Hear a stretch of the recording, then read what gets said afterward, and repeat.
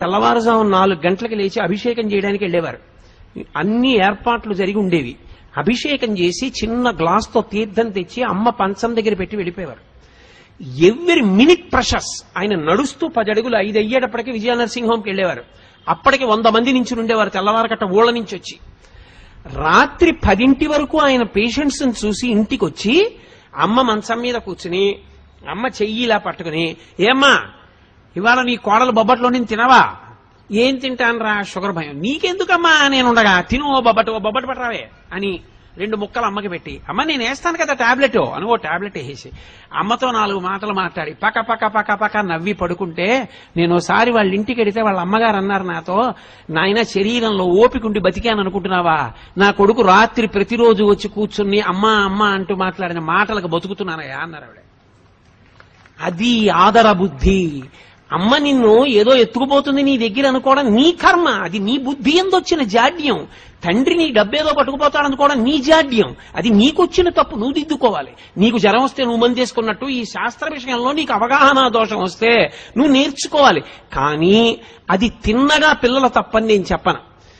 సవకబారు అన్నీ మనం పిల్లలకి చూపిస్తున్నాం. ఏవి చూపించకూడదో అవన్నీ చూపించి అది బాగుండాలని మీరు కోరుకునే అధికారం మీకు ఎక్కడుంది?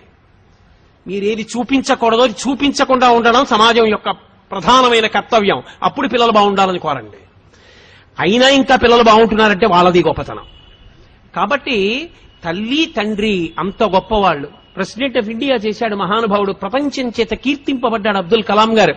వింగ్స్ ఆఫ్ ఫైర్ రాసుకుని ప్రిఫేస్ లో రాసుకున్నాడు, అమ్మా ఒకనాడు నేను రామేశ్వరంలో ఆకలితో ఉండి చదువుకుంటూ నీ దగ్గరికి వచ్చి చపాతీ పెట్టమంటే 2వ ప్రపంచ యుద్ధంలో గోధుమలు దొరకని రోజుల్లో నువ్వు నాకు వేడివేడిగా పొయ్యి మీద వేసి నా కడుపు నిండడానికి నువ్వు తినడం మానేసి నువ్వు పెట్టినటువంటి గోధుమ రొట్టెల వలన కలిగిన రక్తం చేత పొందినటువంటి ప్రేరణతో ఈ దేశ రక్షణ కొరకు ఉపగ్రహములను నిర్మించి భారత రాష్ట్రపతి అనిపించుకున్న ఈ అబ్దుల్ కలాం ఏదో ఒకనాడు ఈ శరీరాన్ని విడిచిపెట్టి నువ్వు ఉన్న చోటికొచ్చి నీ పాదములకు నమస్కరిస్తాడమ్మా, నీ పాదములకు ఈ పుస్తకం అంకితం అని రాసుకున్నారు.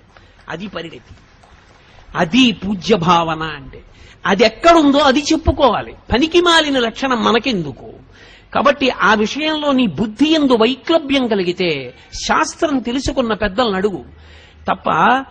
దోషం తల్లి నిన్నేదో చేసేస్తుంది, తండ్రి నిన్నేదో చేసేస్తాడు, నువ్వు 5 రూపాయలు సంపాదించగానే తల్లిదండ్రుల పట్ల పెడభావన కలుగుతుంది అనుకుంటే అది ఆ వ్యక్తి యందు దోషం ఏర్పడిందని గుర్తు. ఆ దోషము పరిష్కరింపబడాలి. ఆ బుద్ధి అసలు మంచిదే కాదు. తల్లిదండ్రులను మించినటువంటి వ్యక్తులు లేరు.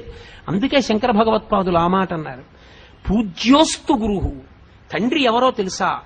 తనంత తాను గురువు. గురువు అన్న మాటకు అర్థం ఏంటో తెలుసా? బరువు అని.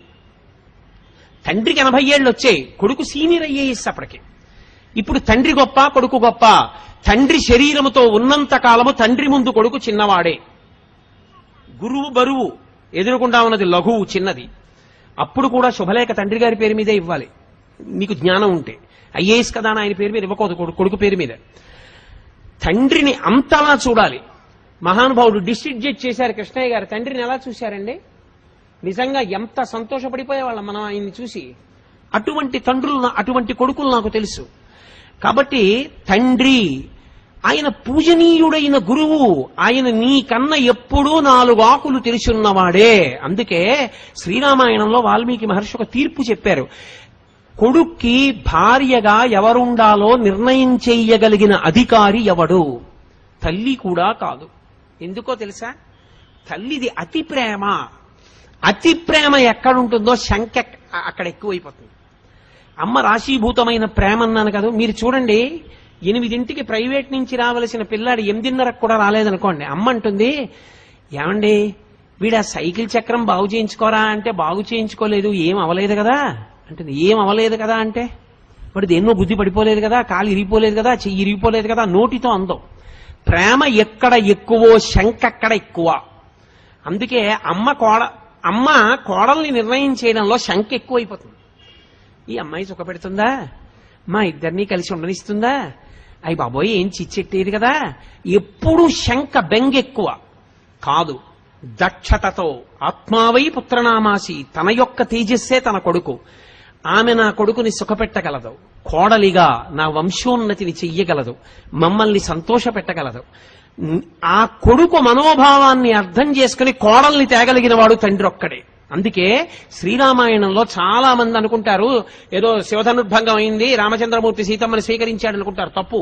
అయోధ్యకాండలో అనసూయమ్మతో చెప్పింది సీతమ్మ తల్లి, మా ఆయన నన్ను అలా పెళ్లి చేసుకోలేదమ్మా, శివధనుర్భంగం చేస్తే మా తండ్రి గారు జనక చక్రవర్తి గబగబా పూర్ణ కలశం పట్టుకుని వచ్చారు, పట్టుకొని వస్తే ఆయన ఏం స్వీకరించలేదు నన్ను. ఆయన అన్నాడు, అయోధ్యాయాః పితుశ్చందః అవిజ్ఞాయ పితుశ్చందః అయోధ్యాధిపతే ప్రభోః.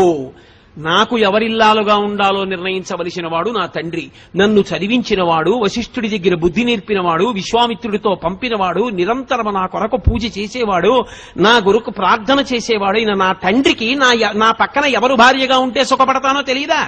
ఆయన నిర్ణయిస్తే నాకు భార్య. శివధనస్సెందుకు భంగం చేశానంటావేమో, క్షత్రియుణ్ణి ఎక్కుపెట్టే.